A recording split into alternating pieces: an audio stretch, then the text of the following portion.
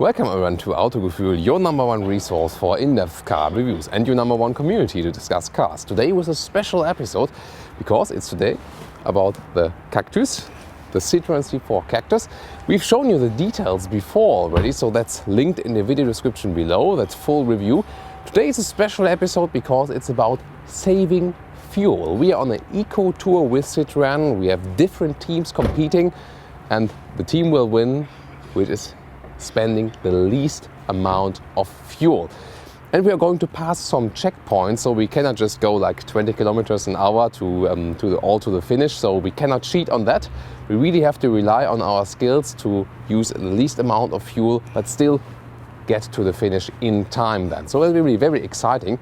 And of course we're going to talk about a little bit of the car, exterior, interior and the driving experience as usual then. And this is, by the way, in detail, the official deck of the Citroen C4 Cactus. I think it's quite funny because it also has the air bumps at the side and it's available in different colors.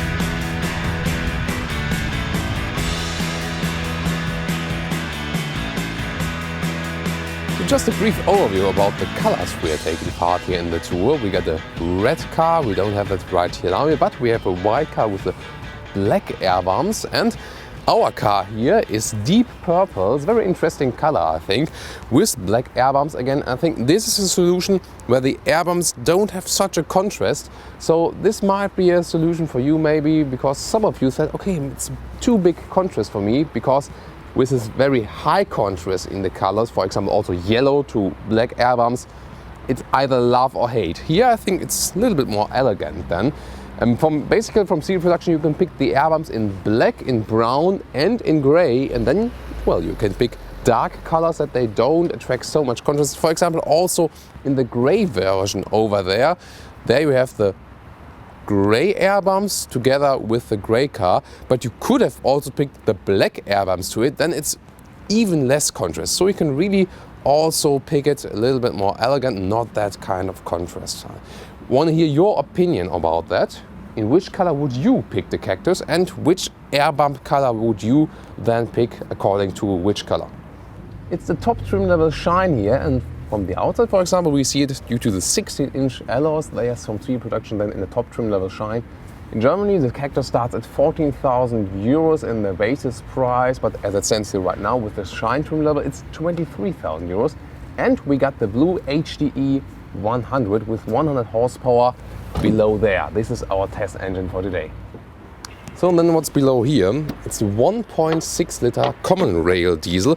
It's the top engine available for the Citroen C4 Cactus, and we've tested it before. The official consumption figure is 3.1 liters. However, we had in our test about 5 liters of consumption, which was still quite okay.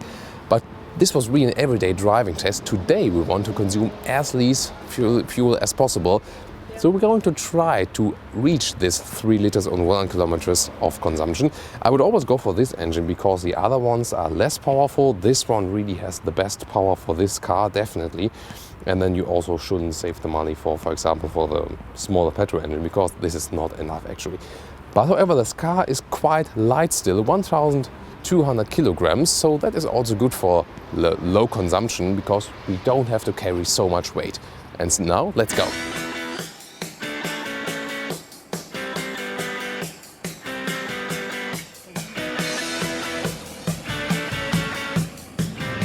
We have started driving here with our Eco Tour, and there are a lot of things to remember when doing this here. First of all, never push down the throttle until the end. That's kind of obvious then.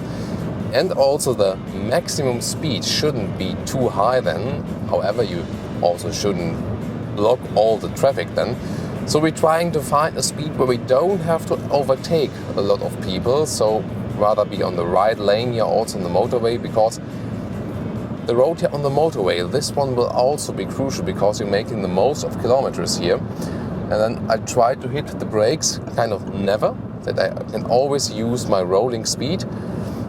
So I set the cruise control here to 100 kilometers an hour now, and I think that's quite good for the German motorway.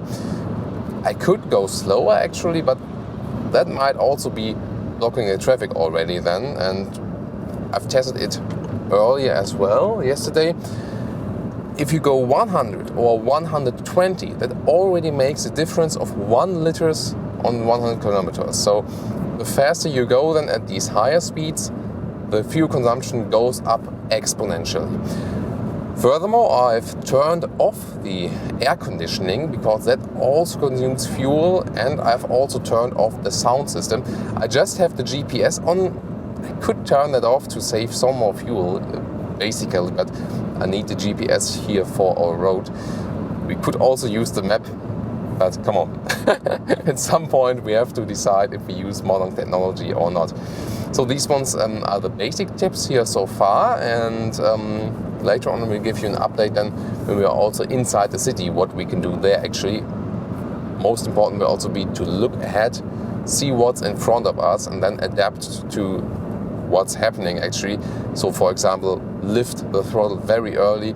For example, now speed is reduced 80 kilometers an hour. I just deactivate the cruise control and let the car roll out. So, and then I'm really excited what we'll have later as a consumption then. Let me just check it right now. What we have right now, we have 4.4. That's already quite good. So let's see what else we can do.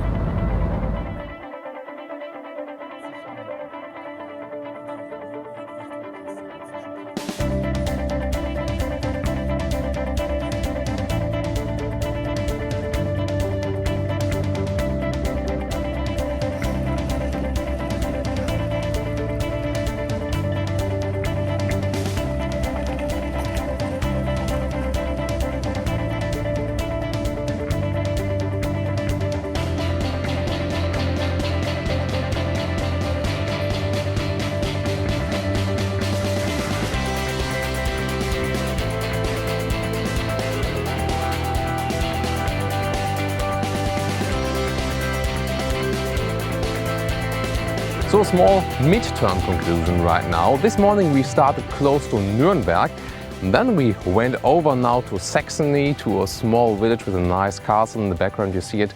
So it's quite picturesque here as well. And our final destination for today is Berlin. And then the next day we go for Berlin to Hamburg, and altogether it will be about 800 kilometers. So what about the fuel consumption? So far we got 3.5 liters on 100 kilometers. We're quite proud of that, so we're coming very close to the official stated figure. And well, the diesel is also existing in 2 versions. One is specially optimized with a CO2 and then has 3.1, and the other, the older one, it was already just 3.5 liters. So it is actually possible, if you really pay attention to your throttle, to reach that figure. And so we're also going to show you what you really should pay attention to when city driving. We talked about driving on the motorway so far. One thing, by the way, when we went up hills on the motorway, I reduced the throttle a little bit, and when we went downhill, I increased it a little bit, so we always could swing up the hill then. And maybe you've already heard, this kind of system is already used for modern GPS system inside of big trucks. So there, the GPS automatically sees and programs the cruise control, that you can actually get some swing then on the downhill, and then is reducing the speed until the top of the hill, because that will actually consume a lot of fuel, and then normal speed is set in again. Very interesting system for these modern truck GPS, definitely. And that was what we were trying to imitate, and obviously it worked. And now let's check out the interior of the car, because there we also got some of the purple elements the car has on the outside, which is kind of beautiful.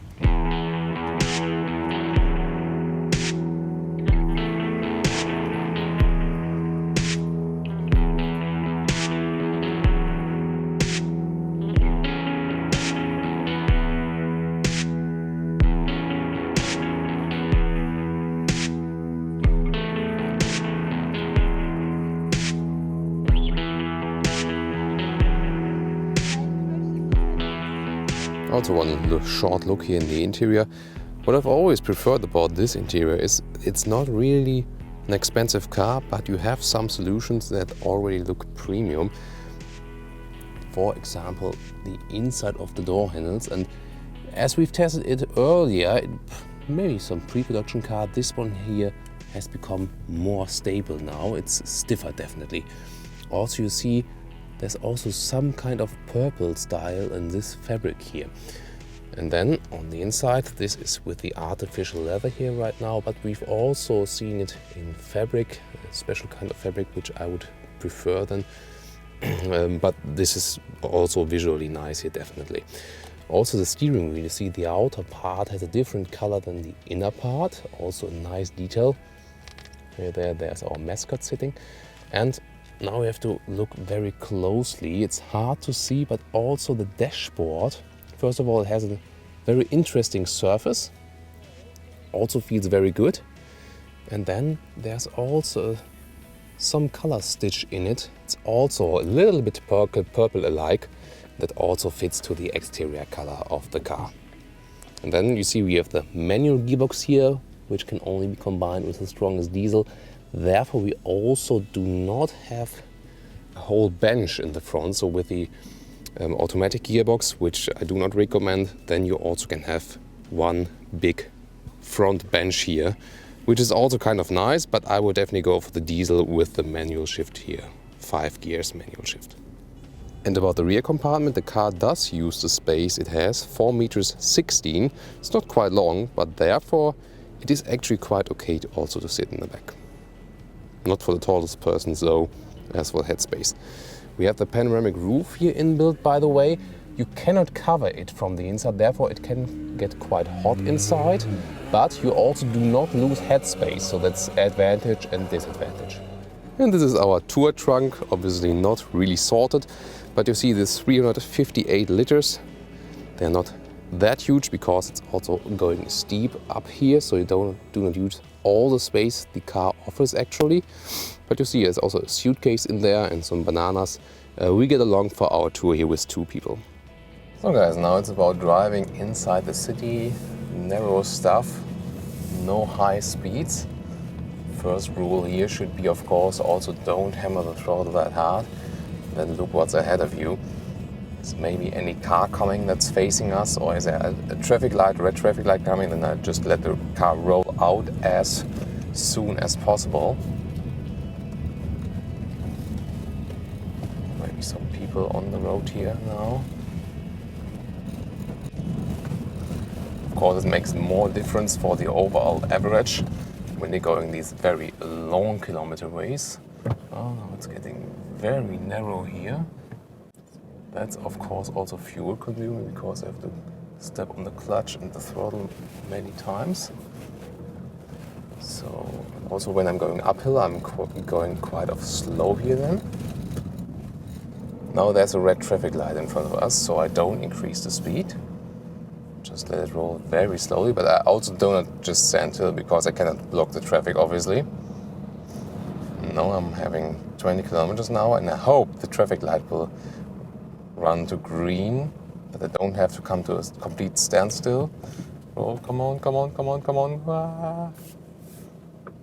Okay, complete standstill now. That is really unlucky. So you also, now it's a green light. You also have to be lucky. That is one factor as well then. But I mean, of course, when you're just using it in everyday driving, it's not about like every 0.1 or 0.2 liters. It's more about the general consumption. But here we really try to take the maximum out of it. But so far, actually, it is working quite well. Now I'm already in the 5th gear with about 45 kilometers an hour. That's also another rule. Shift up very early, that really helps. Now I'm just letting the car roll again. I'm completely off the throttle.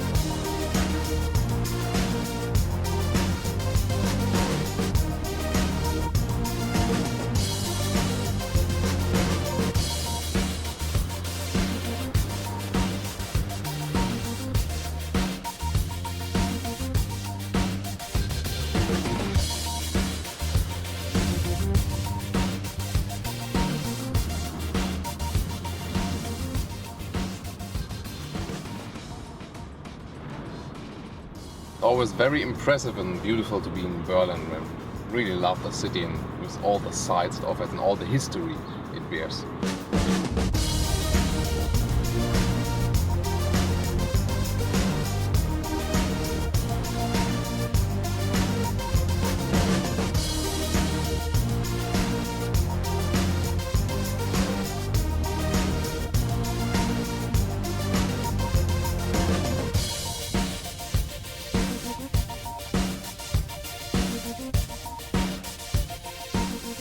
So next to us, a Lamborghini. Let's see who is faster in accelerating and who consumes more fuel. Do you know the answer? I do. Traffic light is still on red. Should be turning green any second now. Now. Yeah, let's go, let's go, let's go. Oh yeah.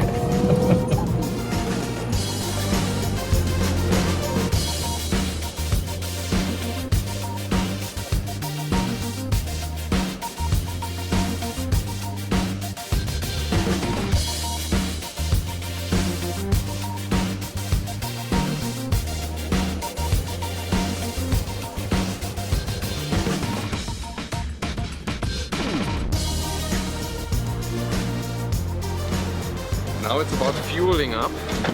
Let's see how much we have really consumed, because what the car says, well, usually it's quite exact, but we'll try it out now how exact it really was.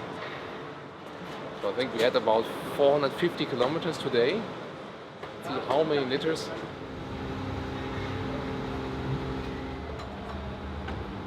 So little less than 20 liters and more than 500 kilometers. I think that's a good average for the first day.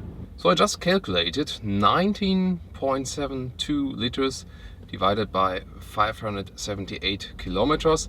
That is 3.41 liters on 100 kilometers. And here the car says 3.5, but it just jumped from 3.5 to 3.4 and then back again. So it's quite exact actually, but I'm of course glad that we actually consumed even less than the car said. So 3.41 liters, I think that's a very good result.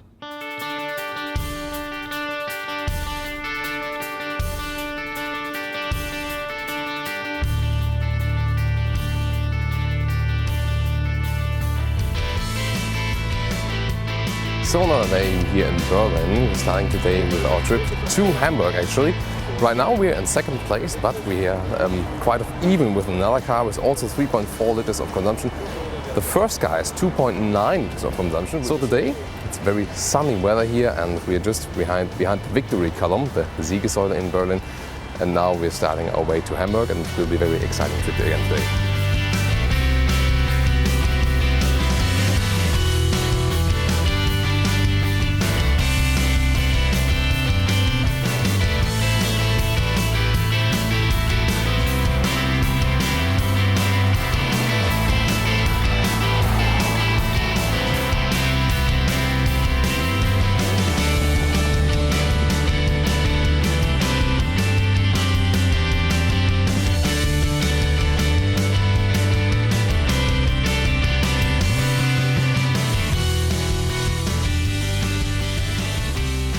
Alright everyone, we're in Hamburg and just at the red traffic light, so all the beautiful country roads, they are over now.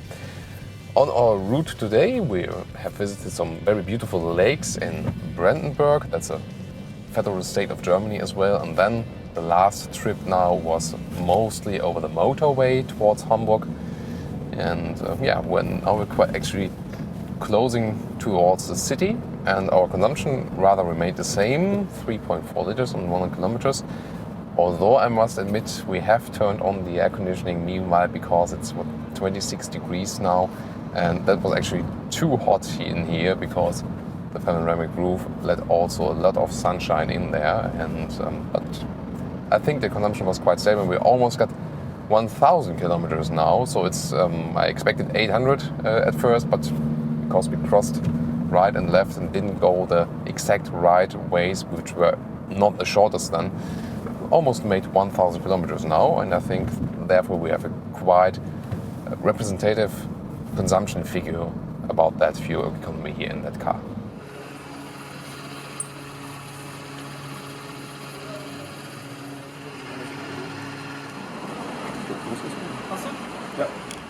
The final measurement confirmed that now 3.4 liters in 100 kilometers for the fuel economy, and actually it was very challenging. Why? Well, usually also when you're driving a lot of sports cars and so on, you really tend to hammer the throttle, at least from time to time. And here it was really challenging to stay calm all the way, all these 1,000 kilometers. And well, I think when you're driving just for your everyday usual driving, you don't have to be that exact actually, that you really have to look at 0.1 liters on 100 kilometers. But I think the basic tips we've given you, you can include in your everyday driving. And I think just at least 1 to 2 liters is always possible to reduce the fuel consumption there without losing fun in driving. And actually with our result, we were tied for the second place. The other team scored exactly the same consumption, and there was one team that was even better, about 2.8 liters on 100 kilometers. And wait, why did that happen? Actually, well, he was an expert on doing exactly these kind of tests, and so he, for example, knew that it's also a good tactic to not to just unclutch or just to lift the throttle, but when you roll down, especially with a diesel, then to put it in neutral and let it sail. Technology which modern cars are also using automatically now, especially when they have automatic gearboxes. Especially effective when you're driving diesel. So very interesting that as well. And but we are still, of course, very satisfied with our result. By the way, could we cheat? No, we couldn't. These two seals, one for each day, they were broken, released just here at the fuel station, so we couldn't refuel it meanwhile. So I hope you liked here our special episode, and see you at the next time with Autogefühl.